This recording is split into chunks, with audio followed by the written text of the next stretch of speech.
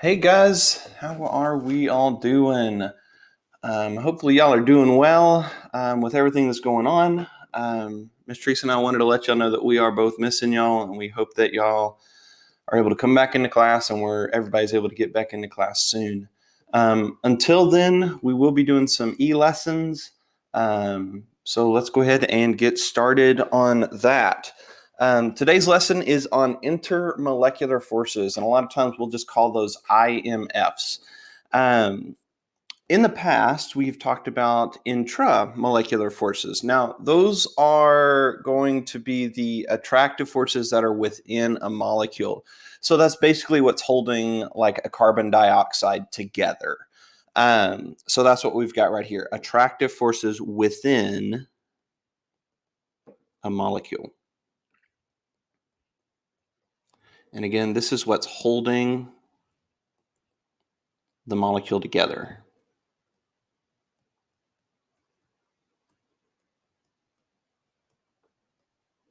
Now, these are going to be the three big ones that we talked about really at the beginning of the year. So we've got ionic, covalent, and metallic. So let's go over those real quick. First off, ionic is going to be a bond that forms between a metal and a nonmetal.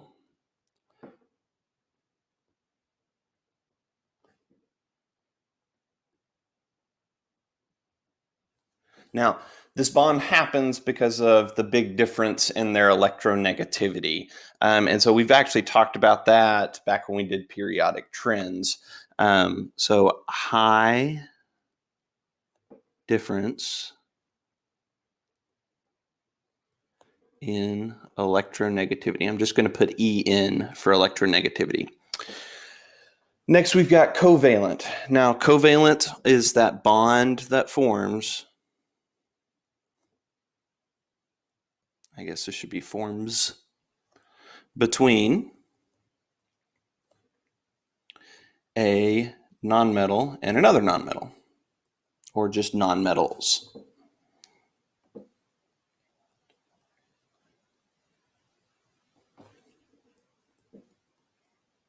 And this bond happens because of the low difference in electronegativity.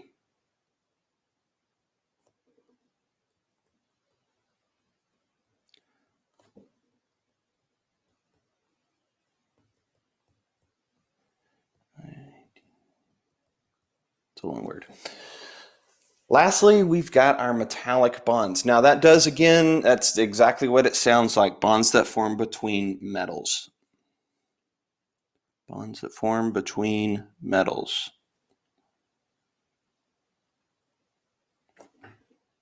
Now, remember with your metallic bonds, that's going to be a sea of electrons. So those electrons are free to move about the entire molecule and all of the ones that are nearby.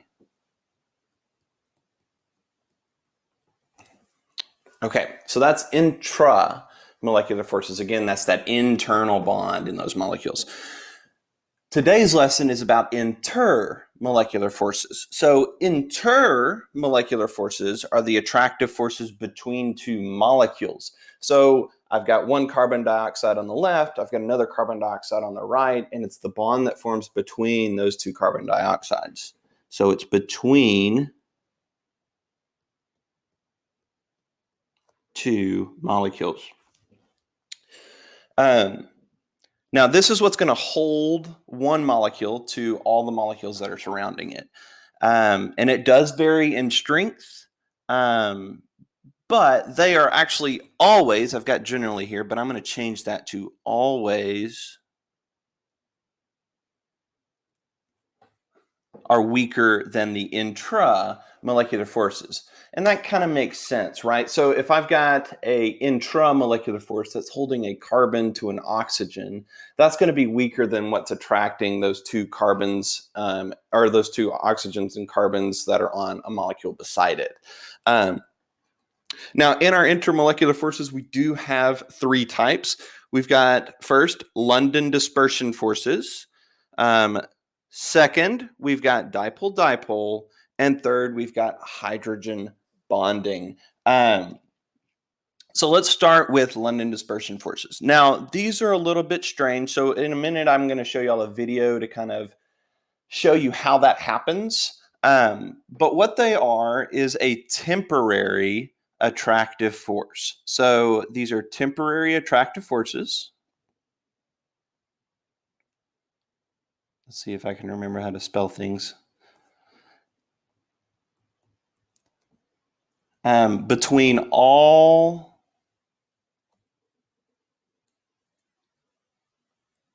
molecules. Now, this one is all molecules. So anytime we've got an intermolecular force, there's going to be London dispersion forces that are happening, LDFs. And it is in every type, both polar and nonpolar. So all molecules. So polar and nonpolar. Now, again, this is in, and nonpolar. This is in all types of bonds, all types of intermolecular forces.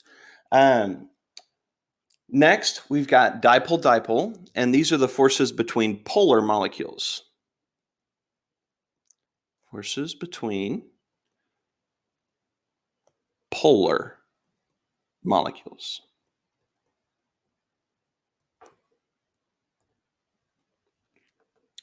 And lastly, we've got hydrogen bonds. And these, again, are forces between polar, but it's a specific type of polar. So forces between polar molecules. But specifically, it's going to be a bond with a hydrogen bond. Well, let's erase that. Write it down here. It is a hydrogen bonding with a nitrogen, oxygen, or fluorine.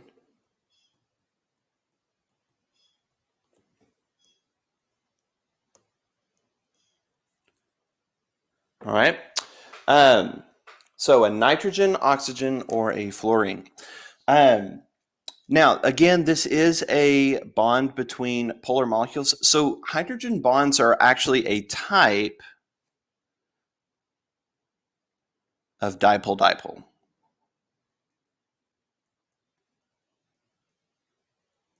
Okay, so it's a type of dipole-dipole. And I'm actually going to highlight that. Type of dipole-dipole.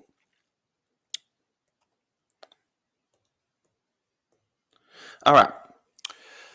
Now, for this, you do need to know what type of intermolecular force, what type of IMF is going to be happening.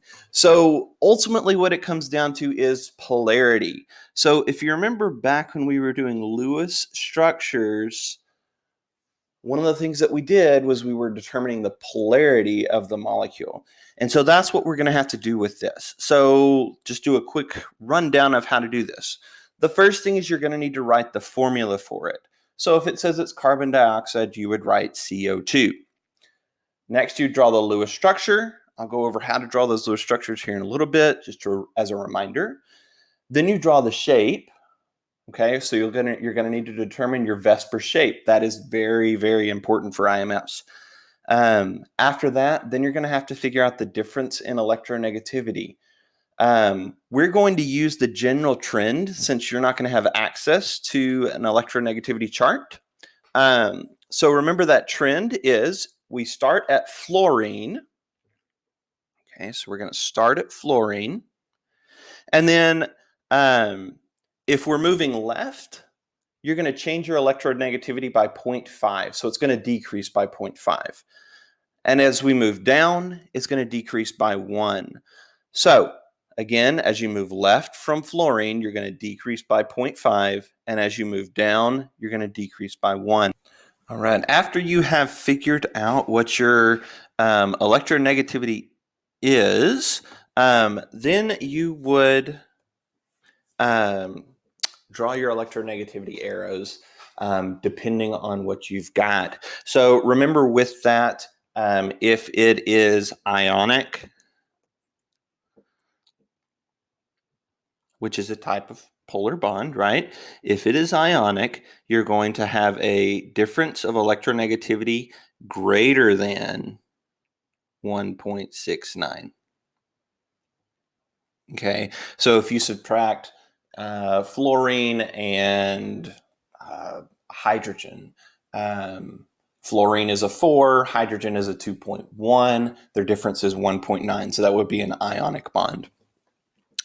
For covalent, you've got two types. You've got polar and you've got non-polar. So if it is a polar covalent bond, your difference is going to be from 0.4 all the way up to 1.69. And then if it is a non-polar covalent bond, then that's going to be basically less than 0.4. So less than 0.4. Okay, so 0.39 and below. All right, once you've got your arrows drawn, and remember those electrons are going to be moving towards the one with higher electronegativity. It's attracting those electrons towards it. After you've drawn your arrows, then you're going to label your positive and your negative side. Here are the symbols that we use. So if it's the positive side, we're going to use that. And if it's the negative, we're going to use this. And I like to think of that as like a slightly. So I would say this is slightly positive or it is slightly negative. Okay. Once you've done that, you do need to again know your Vesper shape, but then that's where you're going to determine if it's going to be polar or non-polar. All right. So let's actually talk about some ways that you can recognize your intermolecular forces. So an easy way to immediately know what type of intermolecular force is at play is if you see that that molecule is non-polar. All right. If it's non-polar, the only type of IMF that's involved is going to be your London dispersion force, your LDF, London dispersion force. That's the only type that's nonpolar. So if you see that your molecule is nonpolar, you automatically know that that's going to be an LDF. Next, if you see that your molecule is polar, there are two things it could be. Probably, if it's just polar, it's going to be dipole-dipole.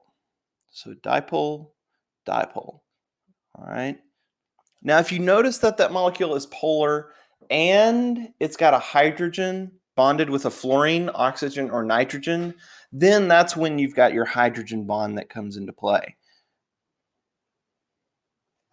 Now, again, remember all of these, like if I've got a hydrogen bond, I've technically also got some dipole-dipole going on there. I've also got some LDF going on there. Okay, so they kind of work in tiers. So your hydrogen bond has all of them involved. Dipole-dipole is just going to be dipole-dipole and LDF. And then if it's nonpolar, then you're just going to have LDF. All right. So let's go over what each of those types of bonds are. I know I've talked a lot about what you do, how to figure out what they are. So let's actually look at what each individual substance or type of intermolecular force is. So I've got London dispersion forces. Now, again, this is going to be the attractive forces that form between nonpolar molecules. And so I'm going to read through this real quick. So the protons of one nonpolar particle attract the electrons of another nonpolar particle. When the electrons move over to one side of the molecule, it will cause that one side of the molecule to be slightly positive and then the other side to be slightly negative, but that's only temporary, right? So kind of confusing. So let me actually show you a video of this. So here we've got a molecule. This is helium, right? Because we've got 2 protons there, and we've got 2 electrons floating around it. So as this is going, and I've got that linked in the previous, as this is going, one thing I want y'all to recognize is, all right, so look right there. So electrons are constantly moving around, and they're very, very fast. And sometimes we will see where those electrons kind of line up. And so what that is that's a temporary dipole. So right here, you've got one side that's going to be slightly negative. So that's going to be up there where those electrons are. And then the other side where your protons are, that's going to be positive. Okay, and then as those electrons keep moving, that dipole goes away. And then they're going to keep on going. Again, you've got those electrons constantly moving. Again, temporary dipoles are being formed. Eventually, you're going to have it match up. And so you've got your weak attractive force that happens because you've got your electrons on the left side on one substance, which means you've got your protons on the right on the other. So hopefully that helps. There are these 2 videos that are right here. These 2 are basically what I showed you. They're just visualizations of how the LDFs occur. Basically, those electrons keep moving, and they're going to form that temporary dipole. And then when they eventually keep moving past that, that dipole goes away, and that intermolecular force slowly deteriorates.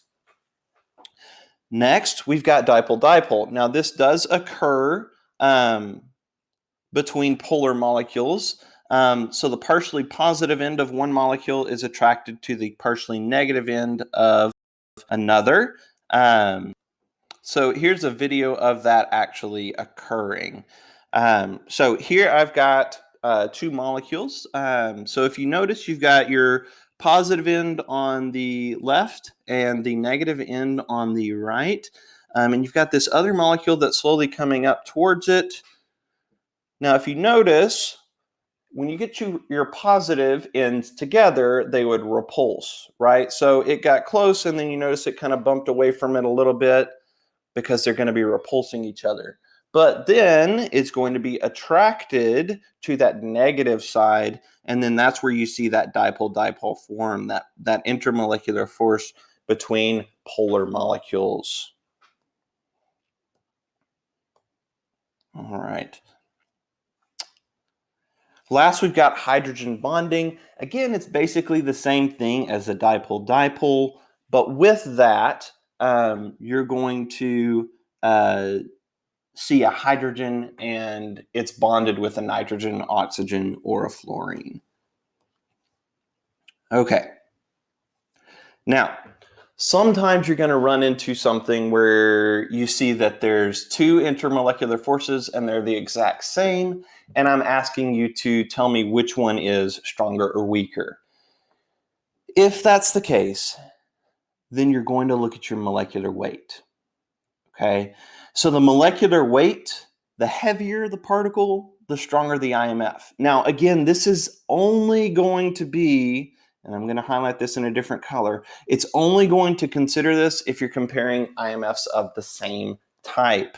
Okay, so don't look at 2 substances and see, okay, well, this has a higher molecular weight, so it's obviously going to have the stronger IMF. The only time you can do that is if they are the same.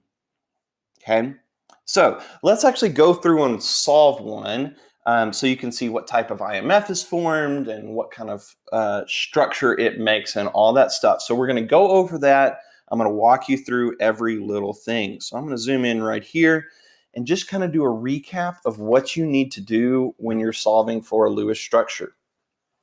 So the very first thing that you need to do is you need to count your valence electrons. So count your valence electrons. So here I've got CH4, okay? Carbon has 4 valence electrons, okay? And there's only one of them there, so there's 4 there, okay? Then I've got hydrogen. Remember, each hydrogen has 1 valence electron, but there's 4 hydrogens present, okay? So when I add all that together, I have a total of 8 valence electrons. Okay, again, carbon has 4 valence electrons. You can find that by looking at a periodic table. You can use either the ones that we gave you at the beginning of the year, or you can go online and look up a periodic table for that. And then hydrogen does have 1 valence electron. It's in the first column times the 4 that are present. Okay, so you've got 4 present. It comes from that 4 that's right there. Okay.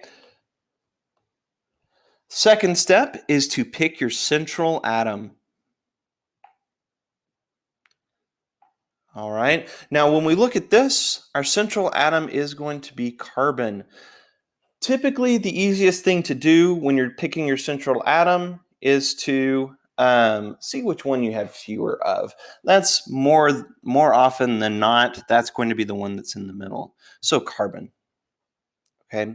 Now, I spread everything out. Okay. So I like to spread out everything else. Misspelled that.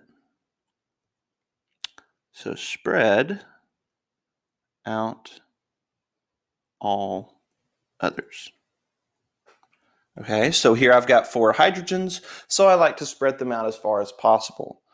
I'm going to pick the top, right, bottom, and left. Okay. After we do that, we connect them to the central atom.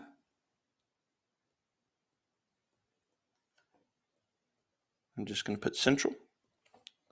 Okay, so we form that 1 bond there.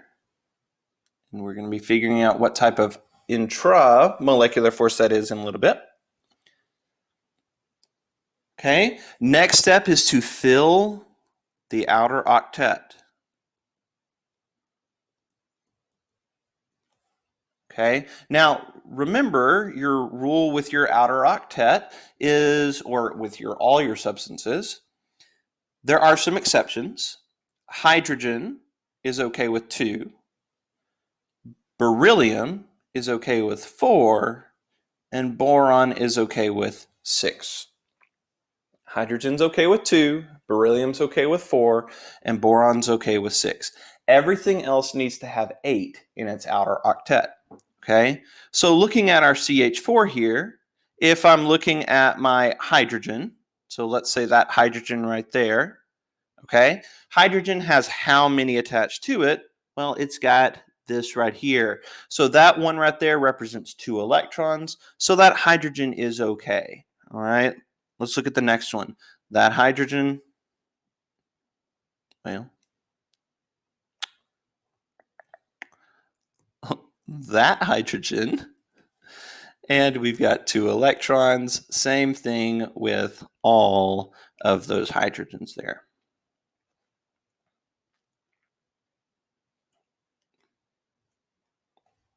Okay.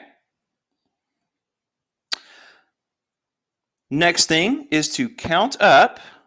So count all your electrons. Okay. So I've got 2 electrons there, 2 electrons there, 2 electrons there, and 2 electrons there. Okay, so that's a total of 8 valence electrons. Well, if we look back over here to our initial count, we're supposed to have 8 valence electrons. So that is correct. Next thing would be to check our central atom. Okay, so check your central atom. You need to make sure that your central atom is, again, filling its octet. So again, if it's hydrogen, it should have 2. Remember, hydrogen should never be in the middle. Beryllium should have 4, and boron should have 6. Well, since it's not any of those, then it has to have 8. So let's check this. Carbon has 2, 4, 6, 8. So it does have 8 valence electrons. Okay, so count your electrons, check your central atom.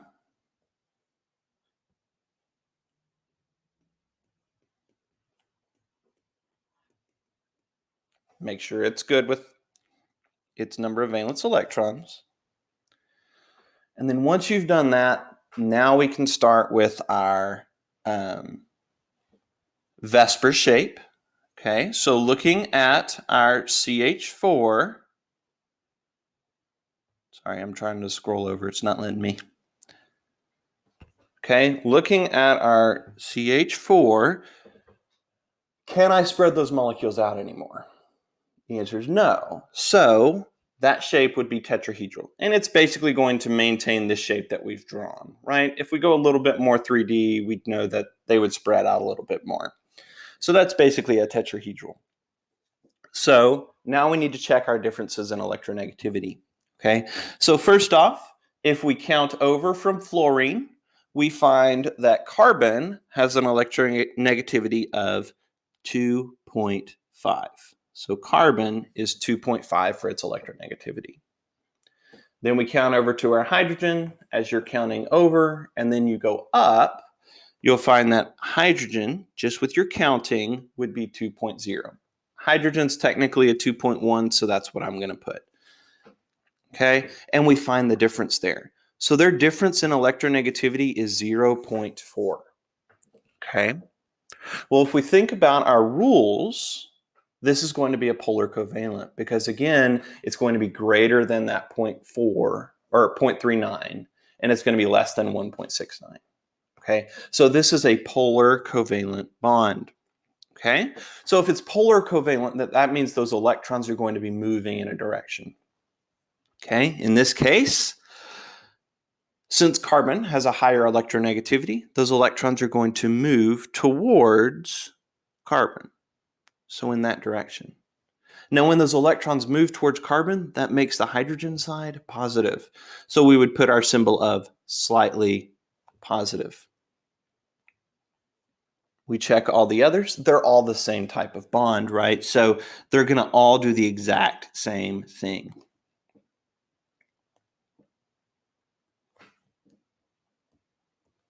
Okay, so slightly positive on all of those.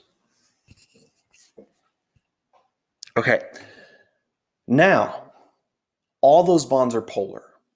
So sometimes you're like, okay, well, that means the molecule has to be polar. Well, let's look at the molecule. Remember, to be polar, you need to have one side that's positive and one side that's negative. Here, we've got positive, positive, positive, and positive. All the sides are positive. So what does that tell you about your molecule? Well, it tells you that it is a non-polar molecule. So the polarity is non-polar.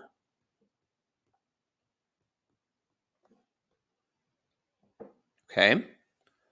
Well, if the polarity is nonpolar, if we think back to our rules with IMFs, the easiest way is if you see nonpolar, you immediately know that the intermolecular force, the IMF, has to be LDF, or London dispersion forces.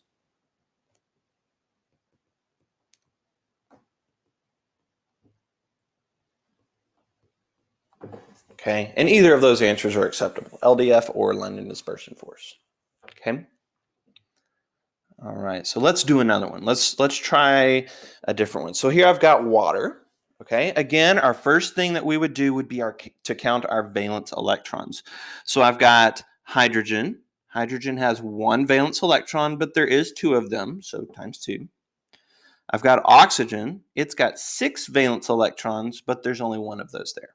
Okay, so we have 2 plus 6. We have a total, again, of 8 valence electrons. Next thing to do would be to pick our central atom. Okay, so our central atom is going to be oxygen. Then we're going to spread everything else out around it. So our hydrogen and our hydrogen. And we're going to bond those with the central atom. Okay. Next step would be to fill our outer octet. Okay, so our outer octet, remember, everything wants to have 8, with the exception of hydrogen, beryllium, and boron. In this case, again, we have hydrogen. Okay, so hydrogen is okay with 2 valence electrons. Currently, it has 2 valence electrons. So since it has 2, it is okay. Same thing with this hydrogen here, 2 valence electrons. Okay, because again, remember that bond means they are sharing those electrons. Okay, well, let's count up our electrons and let's see how many we have. So I have 2 right here, and I have 2 more right here. So I have a total of 4. Well, I need to have 8 right here. So I haven't met that number. Okay, well, if you remember our hint is everything weird happens on the central atom. So if I've got extra electrons to give, they're going to go on the central atom. So that's what I'm going to do right here. 1, 2, 3, 4. Now, if you know, I typically don't do 1 on top or 2 on top and then 2 on bottom, because if you remember, there is that repulsion that happens with your Vesper shape. Okay, so if I were to redraw this, I would redraw it like this. You've got your oxygen with the valence electrons bonded with it. And those are going to push away from those 2 hydrogens. Okay, and so this is the shape that we would actually get. Okay, so bent. All right, so now I need to check my electronegativity difference. I've got hydrogen. Hydrogen has an electronegativity of, again, if we count over and count up, it's 2, but hydrogen's technically a 2.1. Oxygen has an electronegativity of 3.5. Again, we're just counting over from that fluorine. So your difference is 1.4. Okay. Again, this is a polar covalent bond. Okay, so those electrons are going to be moving towards one over the other. Which one are they going to move towards? The one with the higher electronegativity, which is oxygen. So electrons move towards oxygen, which means this is slightly positive. Okay, well, so this slightly positive. Same thing over here with this other hydrogen. Slightly positive. Okay, well, if this end is positive, they've pushed down and away, right? So that actually makes our oxygen slightly negative. Okay, so looking at this, we've got one end that's positive and one end that's negative. Okay, well, that makes this a polar bond and a polar molecule. So I need to figure out what type of LDF or intermolecular force is involved. Okay, well, remember LDFs are always involved, right? But we're a lot of times asked what is the most, what's the strongest intermolecular force? So let's look back here. So I know it's polar. So if it's polar, it's either going to be dipole-dipole or it's going to be a hydrogen bond. Okay, well, I'm going to redraw this. So I'm trying to figure out what is going to be bonding with what. So I've got hydrogen. Again, this is slightly negative and this is slightly positive. If I had another water molecule, would the hydrogen bond with the oxygen? Or would the oxygen bond with the oxygen? Well, looking at this, your hydrogen is positive, so it's going to bond with that negative for the oxygen. Okay, so I've got a hydrogen bonding with an oxygen. Okay, so thinking back at our rules, hydrogen bonding occurs when a hydrogen bonds with a nitrogen, an oxygen, or a fluorine. Okay, in this case, it would be a hydrogen bonding with an oxygen. Okay, so hydrogen bonds with oxygen, which makes this a hydrogen bond.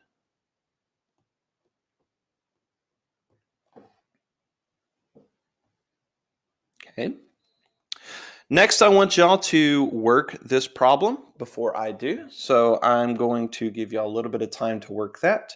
Pause your video and then I will work it through once you have finished.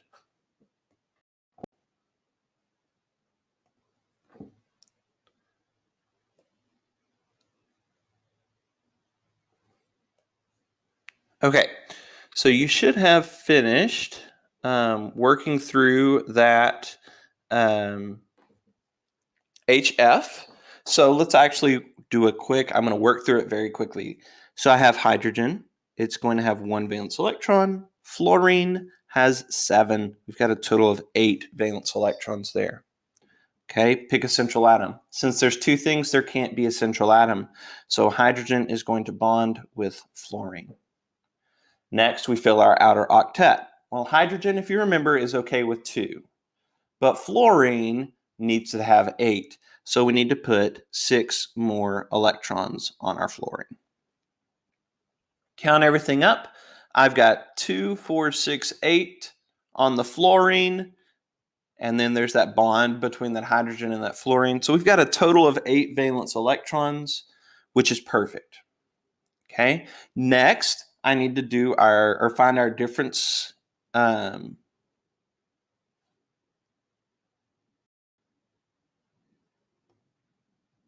Next thing we need to do is find our difference in electronegativity. So fluorine, we know, has an electronegativity of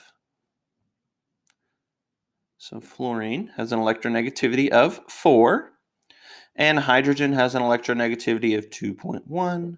So our difference is 1.9. Now that is going to be an ionic bond, which means it's going to have polarity that's involved. Okay. Now ionic are going to form polar molecules. Okay. So then I need to figure out what kind of intermolecular force happens. Okay, so I've got hydrogen and I've got fluorine.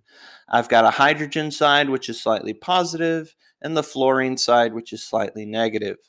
Okay, well, what's going to bond with what? Well, the hydrogen is going to bond with another fluorine. Slightly positive. It's bonded with a fluorine, which is slightly negative. So then we get this attractive force between the fluorine and the hydrogen. So then I need to figure out what type of IMF it would be, which would again be a hydrogen bond. Okay. All right, almost there. So next I've got, what does it mean to have a strong IMF? Well, IMFs affect all sorts of properties about a molecule. Here's what stronger IMFs mean. So for your stronger IMFs, if you've got a stronger IMF, that means you've got a higher melting point, a higher boiling point, a lower vapor pressure. Okay, well, vapor pressure is basically just how much pressure is exerted when something evaporates. Okay, because those molecules are going to add some pressure to the air. Okay, higher viscosity. Okay, viscosity is how likely something flows. So it's because those molecules are going to be attracted to each other, their viscosity is also going to be very high, which means they're not going to flow easily. So a lot of times people talk about something like oil with this, where oil flows very slowly, versus if you compare that to something like rubbing alcohol, where it pours very, very quickly. Okay, so viscosity is how easy it flows. Surface tension. Surface tension is going to be the energy that's holding those molecules together. So for that, like if you take some water and you drop it onto a table, that's the reason that the water beads up. Those molecules are attracted to each other, so they actually pull together. Okay. A challenge I'll give you is to find a penny and a dropper and some water, and to see how many drops you can actually put onto that penny. Okay. The highest I've seen is 54 drops dropped onto a penny. Okay. Next, I've got higher heat of vaporization and fusion. Both of those were back when we talked about thermochemistry.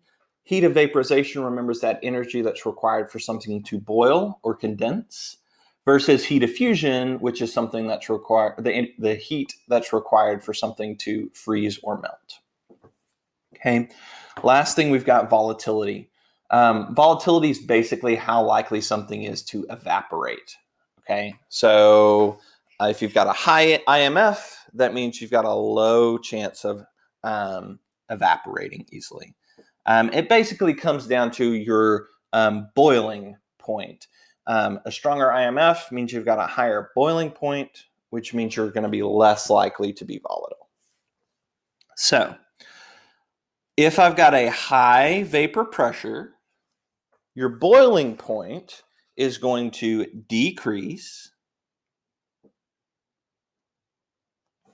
and the volatility is going to increase, which means your surface tension is going to decrease. Okay? So, would sulfur dioxide or sulfur trioxide liquids have a greater surface tension? So, to figure this out, you need to look at your IMF. Okay, so I have sulfur dioxide. I need to draw the Lewis structure for it. Okay, so I have sulfur bonded with oxygen and another oxygen. You fill your outer octets. Okay, but when I added this up, I found that this had 18 valence electrons. Okay, 6 for the sulfur, and there's 2 oxygen, which each had 6. So 6 plus 12 is 18. Okay, well, I've got, for my oxygen, 2, 4, 6, 8, 10, 12, 14, 16. Okay, that's not enough. I need to have 2 more. So I'm going to put those 2 on sulfur. Okay, now I need to check and make sure that my sulfur's good. Well, sulfur currently has 2, 4, 6. Well, it needs to have 8. Well, I don't have any more electrons to give. I can't just add 2 more electrons to there because I need to have, again, 18 valence electrons. So if I need to have 18 valence electrons, I've already got those. So what I'm going to have to do is share some more from something. So I'm going to take 2 away from one of my oxygens. 1, 2. And I'm going to add those to a shared bond between it and the sulfur. Okay.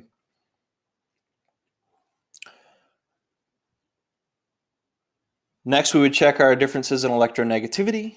So sulfur has an electronegativity of 2.5, and oxygen has an electronegativity of 3.5. So our difference is 1.0. So there is going to be that difference in electronegativity, making it a polar covalent bond. So those electrons are going to move towards oxygen. Again, it's got a higher electronegativity, so that makes oxygen slightly negative and sulfur slightly positive. Same thing over here. Move towards oxygen, which makes it slightly negative. Okay, so this becomes a polar molecule. Since this is a polar molecule, and it is not going to form a bond between a hydrogen and nitrogen, oxygen, or fluorine, this has to be a dipole-dipole.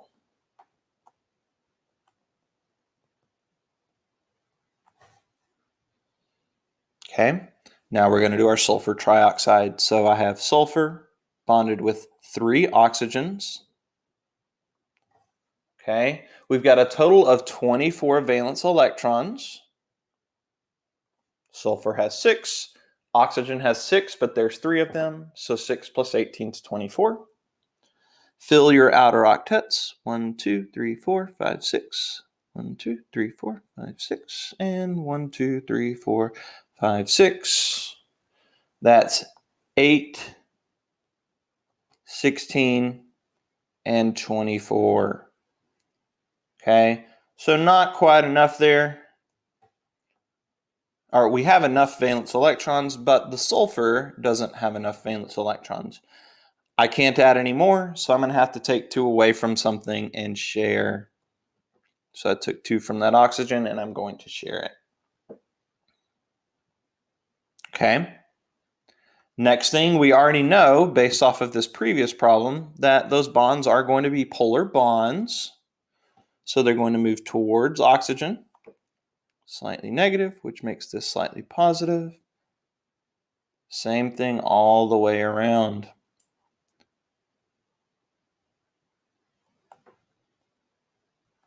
Okay, now if you look on this, all the sides are negative. That means even though these bonds were polar, this molecule itself is nonpolar.